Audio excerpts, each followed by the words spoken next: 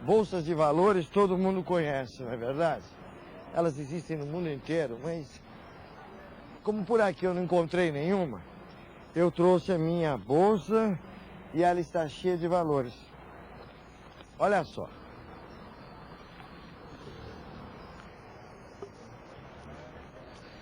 Como todos sabem, hoje em dia tem muitos valores que podem ser comprados. E tem outros valores que não são compráveis, como esses aqui. Esses valores aqui não têm preço. Ou será que tem? Minha senhora, por favor, esses valores podem ser comprados? Não.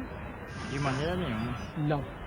Esses valores podem ser comprados? Não. Não pode ser comprado? Isso aí não, em hipótese alguma.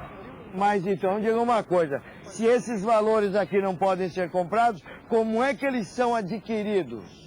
Através da consciência humana, através do respeito, através do caráter, por meio da parte humanitária, da consciência, da responsabilidade. Com a educação da pessoa. Olá, professor, olá, professora.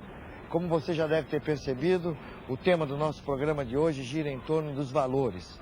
Valores que são de extrema importância na formação dos futuros cidadãos. E vai ver também duas atividades que servem de base para discutir esse tema em sala de aula e ensinar matemática, língua portuguesa, ciências. Vamos lá?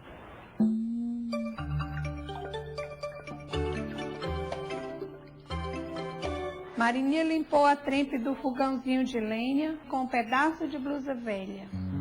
Trapo trazido pela polidora. Tinha o sol, a montanha ali perto, um pé de jatobá carregadinho.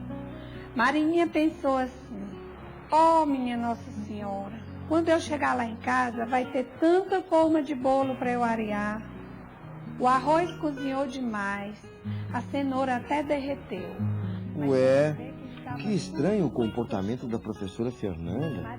Será que ela vai trocar a sala de aula pelo palco do teatro? E repetiu. Cândida encheu o prato 3 vezes. Das vezes não quis mais. Não, a professora Fernanda não vai mudar de profissão, não. Ela está fazendo essa espécie de ensaio, porque ela quer envolver os alunos na leitura que ela vai fazer para eles. E precisa ensaiar desse jeito só por causa de uma leitura? Você acha isso estranho? Então, que tal a gente começar pelo começo?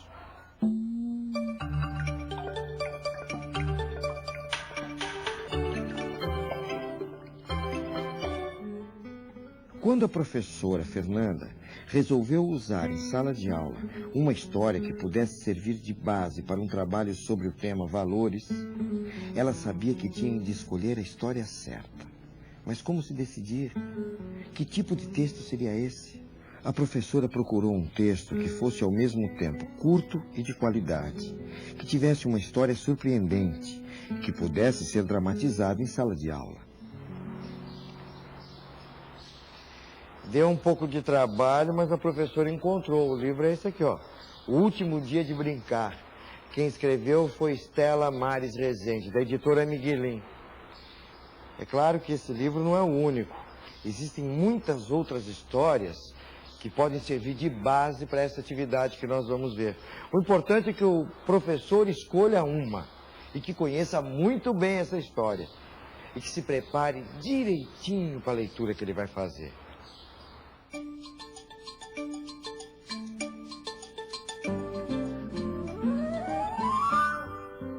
Depois de escolhido o texto, a professora Fernanda começou a se preparar fazendo uma leitura silenciosa.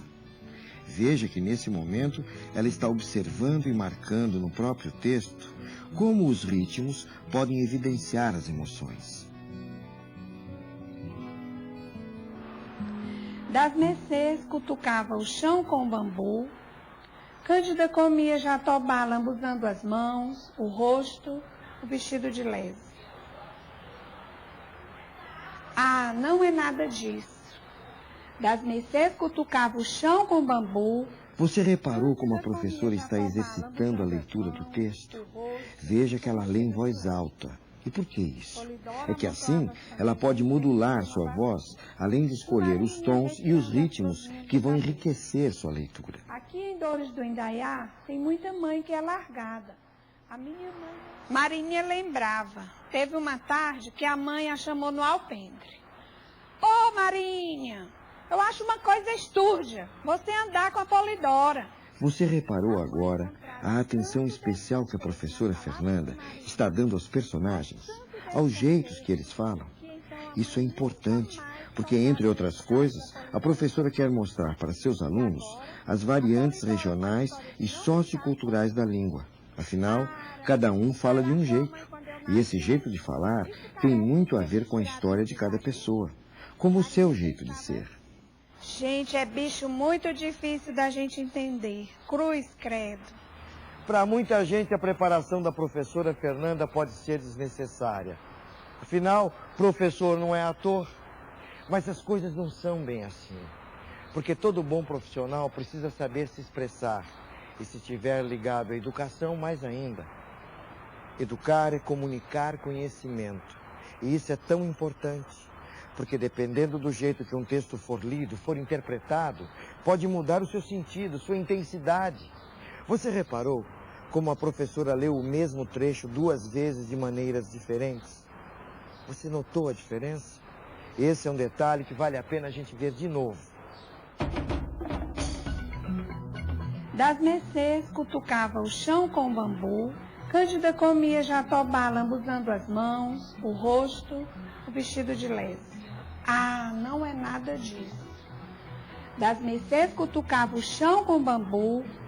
Cândida comia jatobá lambuzando as mãos, o rosto, o vestido de lese.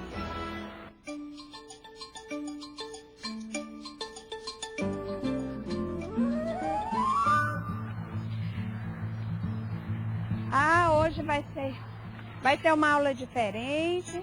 Nós vamos contar uma história aqui na grama da escola, não é? Embaixo dessa árvore. Como está dando para perceber, uma atividade como a leitura merece alguns cuidados especiais. Ela deve se tornar instigante, atraente para os alunos. E foi exatamente isso que a professora fez ao programar a atividade fora da sala de aula, no pátio, embaixo de uma bela sombra. Só de sair da sala, os alunos ficaram mais interessados. Só que tem uma coisa, eu li o livro, achei a história realmente interessante, mas eu fiquei meio ressabiado com algumas palavras. Será que os alunos vão entender palavras como estas? Coça, coió, esmorecido, estúrdio, inzonar, lese, mucadinho, perrengue, trempe. Como agir nesses casos? O que será que a professora vai fazer? Nessa história aparecem umas palavras diferentes.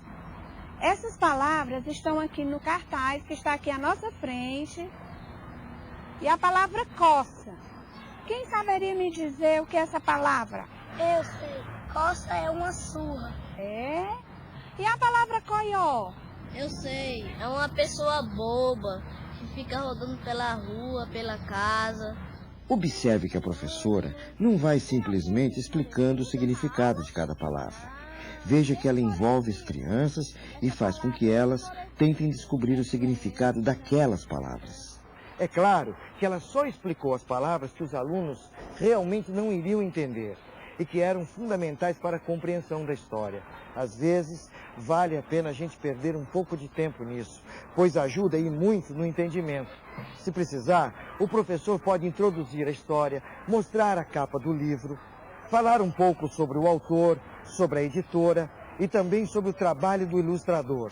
Enfim, fica a critério do professor quais outras informações, além dessas, devem ser transmitidas aos alunos para que eles compreendam melhor a história ou se interessem mais por ela. Então, vamos ver essa leitura?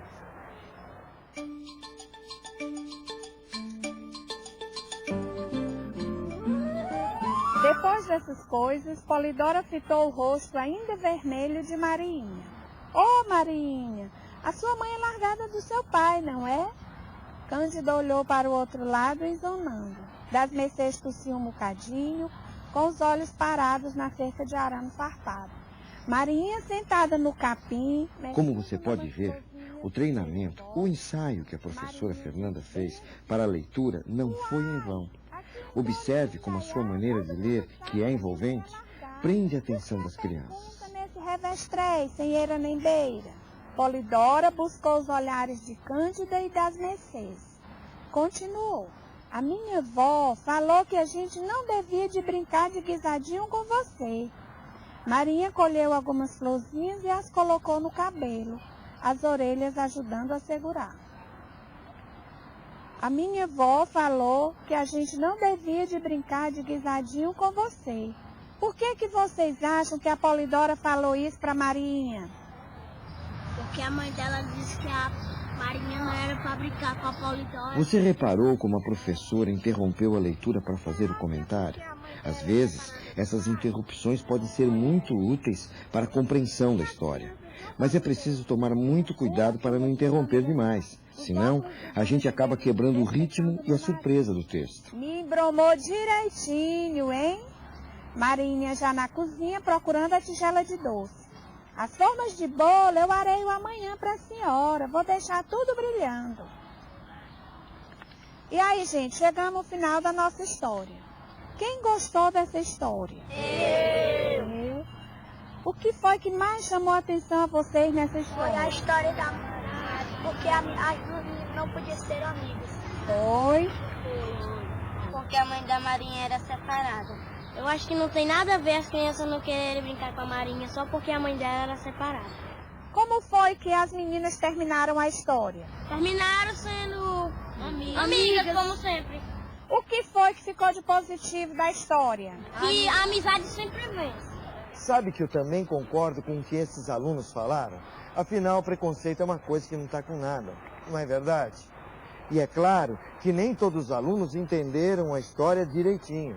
Por isso, é muito importante interpretar o texto com seus alunos logo após a leitura, principalmente nesse caso, onde eles vão pegar a mesma história e recontá-la através de um jogo dramático.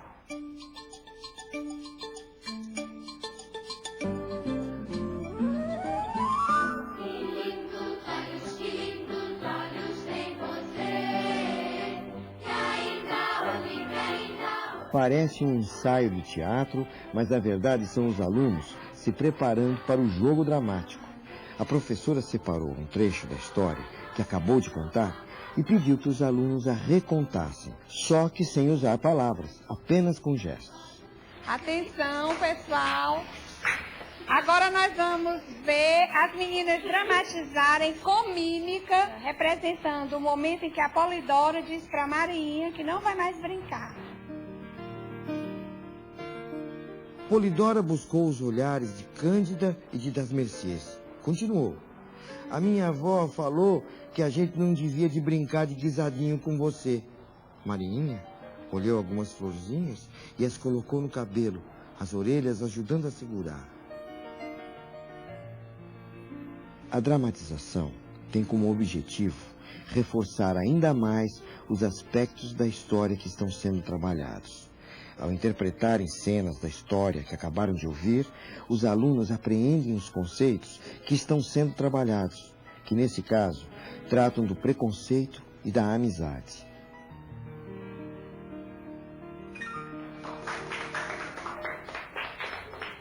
Para a professora fazer a dramatização, ela escolheu o trecho onde Polidora diz que não pode mais brincar com Marinha. É de fato um momento determinante na nossa história. Mas você não precisa especificamente trabalhar com essa passagem. Ao contrário, você pode escolher a cena que quiser. Ou ainda, pedir para que seus alunos escolham a cena que eles desejam representar. O importante é que todos se envolvam. A primeira etapa da atividade se resumiu à escolha do livro, que obedeceu a alguns critérios de seleção. Na segunda etapa, a professora se familiarizou com a história escolhida e treinou em voz alta a melhor maneira de ler o texto para a sala.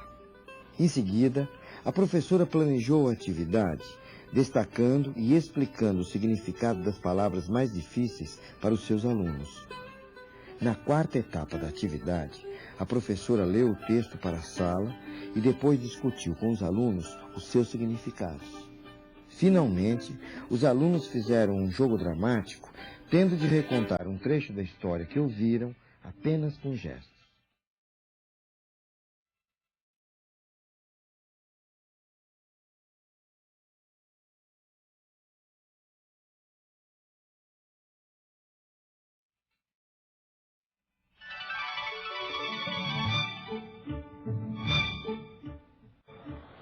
Como você percebeu, a professora Fernanda contou aos seus alunos uma história que aborda o companheirismo e a amizade. E pesquisando a etimologia, a raiz da palavra companheira, ela teve outra grande ideia para uma nova atividade. Companheira, descobriu a professora, é quem divide o pão. Divide e compartilha. E foi exatamente essa ideia que a professora teve em dividir o pão. Ou melhor, em compartilhar a atividade da escola com a comunidade. Porque tem coisas na vida que a gente só aprende colocando a mão na massa. É o caso da fermentação, por exemplo, que você deve se lembrar muito bem, está na unidade número 6, de vida e natureza.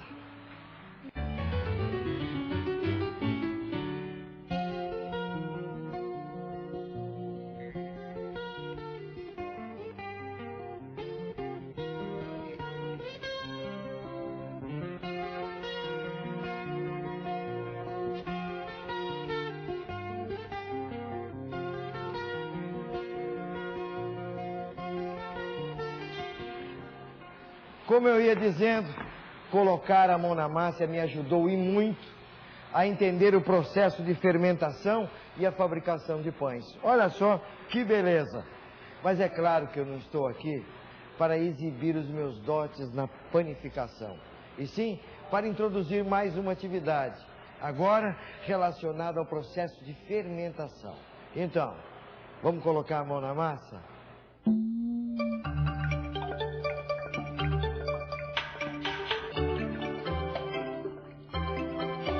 A professora Fernanda sempre acreditou que a comunidade deveria se envolver mais com a escola, participar ativamente das suas atividades. Por isso, ela não pensou duas vezes em chamar o padeiro para ir à escola falar sobre pães e o processo de fermentação, além, é claro, das experiências que serão compartilhadas. O padeiro se sentiu lisonjeado e aceitou o convite no ato. Não é todo dia que surge uma oportunidade como essa. Além dele se sentir valorizado profissionalmente, ele ficou orgulhoso em saber que poderia colaborar no aprendizado dos alunos. Não é isso, Angelo? É isso aí, vai ter que ir até a escola e fazer essa atividade com os alunos. Depois de ter acertado com o padeiro, a professora começou a preparar a atividade. A primeira coisa que ela fez foi elaborar um quadro para que os alunos pudessem observar a ação do fermento numa massa de pão. A professora vai pedir que os alunos observem por 2 horas 2 porções de massa de pão, uma com fermento e a outra sem. A cada meia hora, eles vão observar as 2 massas e anotar o que está acontecendo com elas. Mas é claro que a gente sabe o que vai acontecer, não é verdade? É isso aí, como vocês podem ver, a massa que não tem fermento, ela vai ficar assim, ela não vai crescer, certo? Já a massa que tem fermento, ela vai ficar estufada. É, só que tem um detalhe. Ao propor a observação das 2 massas, a professora não vai falar para os alunos que uma delas não tem fermento. O objetivo é que eles observem o efeito do fermento na massa, para depois concluir o que aconteceu. Mas será que eles vão perceber? Será que eles vão saber explicar o que aconteceu? Vamos lá?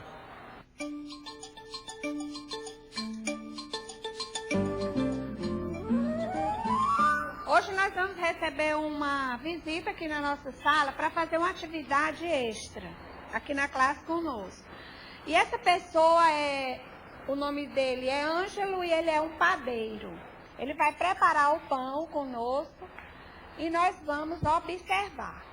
Para isso, a turma tem que ficar como? Focada. Nós vamos receber esse rapaz com muito carinho, não é? E todo mundo vai ficar bem direitinho. Professora, a gente não pode fazer perguntas? Pode fazer pergunta, pode e deve, mas só tem que ser um de cada vez. E aí, preparado para fazer o pão? Crianças, esse é o Ângelo, padeiro que vai trabalhar o pão conosco. Nós já havíamos falado antes, né? Boa tarde, pessoal. Boa tarde. Vamos lá? Bem, aqui nós temos ingredientes para fazer um bom pão. Ovos, farinha de trigo, sal, açúcar, leite em pó, manteiga e fermento. Aqui nós temos os ingredientes da receita do pão, né? Temos as quantidades para cada um dos ingredientes e vem aqui entrando a matemática na nossa receita, não é? E mostrando a importância dessa matemática no nosso dia a dia. Você observou a habilidade da professora? A maneira como ela aproveitou a receita de pão para reforçar os conteúdos de matemática? 2 colheres de sopa de açúcar. Vamos lá. Trazer um profissional à escola é de fato uma excelente ideia. Por isso, visitas como essa devem ser programadas sempre que possível. 5 xícaras de farinha de trigo.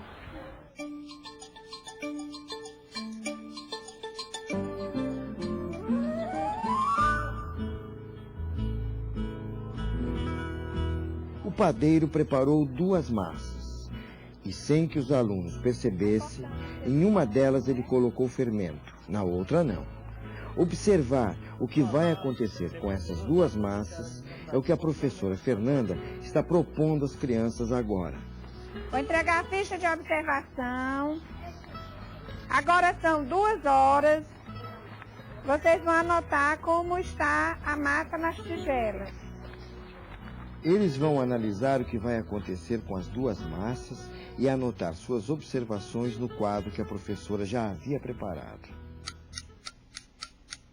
Atenção, crianças, agora são 2h30. É a segunda observação da massa. É claro que entre uma observação e outra, a turma não deve ficar ociosa, simplesmente esperando o tempo passar.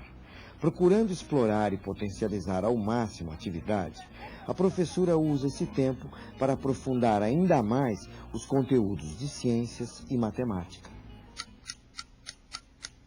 3 horas. Vamos fazer nova observação na massa.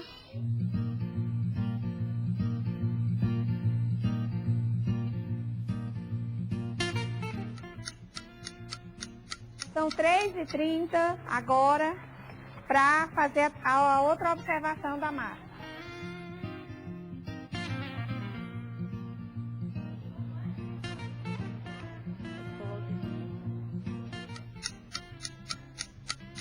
São 4 horas. Olha a observação da massa. Como estão as 2 massas? A vermelha está maior, A azul está menor. O que vocês acham que aconteceu com essas massas? Ele colocou mais água na vermelha. Na vermelha ele botou mais farinha. Será que foi o fermento mesmo, pessoal? Ou será que foi mais farinha? Foi mais farinha? Hein, Foi gente? farinha ou foi fermento? Fermento. Bem, pessoal, aqui na massa da tigela vermelha eu coloquei fermento, certo? Já na massa da tigela azul, a professora Fernanda me pediu para que eu não colocasse fermento para vocês observarem a diferença das 2 massas durante 2 horas, para ver a fermentação, né? E aí, gostaram de saber do resultado? Você viu que interessante a maneira como a professora foi envolvendo os alunos? Mais uma vez ela partiu de uma situação concreta, no caso, a ação do fermento sobre a massa, para depois começar a desenvolver o conteúdo de ciências. Mas será que o pão que eles fizeram ficou bom? A aparência está ótima, dá mesmo vontade de comer um pedaço. O problema está na divisão que o padeiro está fazendo. Porque ele pode ser um senhor panificador, mas para dividir o pão em pedaços iguais, ele deixou a desejar. E agora? Os pedaços realmente não ficaram iguais. Mas isso poderia ter sido evitado.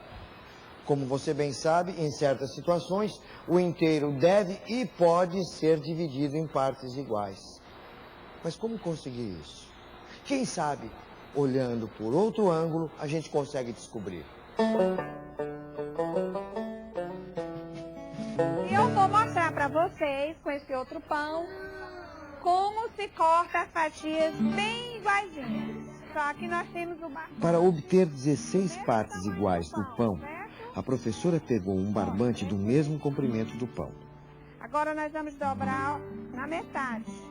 Com esse pedaço de barbante, ela cortou o pão pela metade, obtendo 2 pedaços iguais. Vou dobrar ao meio de novo.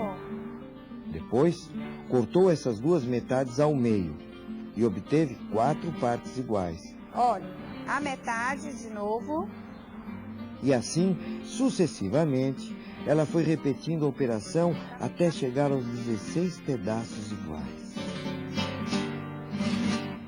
E então, o que você achou da ideia de colocar a mão na massa? Eu tenho certeza que você gostou, porque além de ser uma ideia extremamente dinâmica, aproxima mais a comunidade da escola, uma meta que deve ser atingida por toda a escola.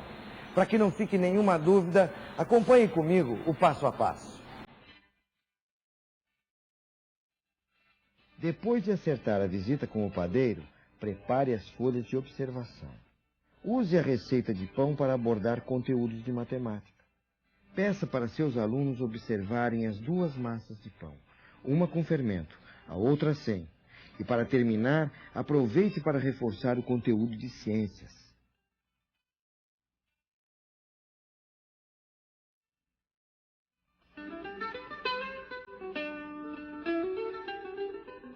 Alisson, Glauber, Pedro, Luiz, Luísa, Afonso, Carlos, Tereza. Esses são alguns dos muitos alunos desta escola. São cidadãos aprendizes, cada um com uma história, uma vivência e um tempo pessoal de aprender. Mas todos com o mesmo objetivo, o sucesso escolar.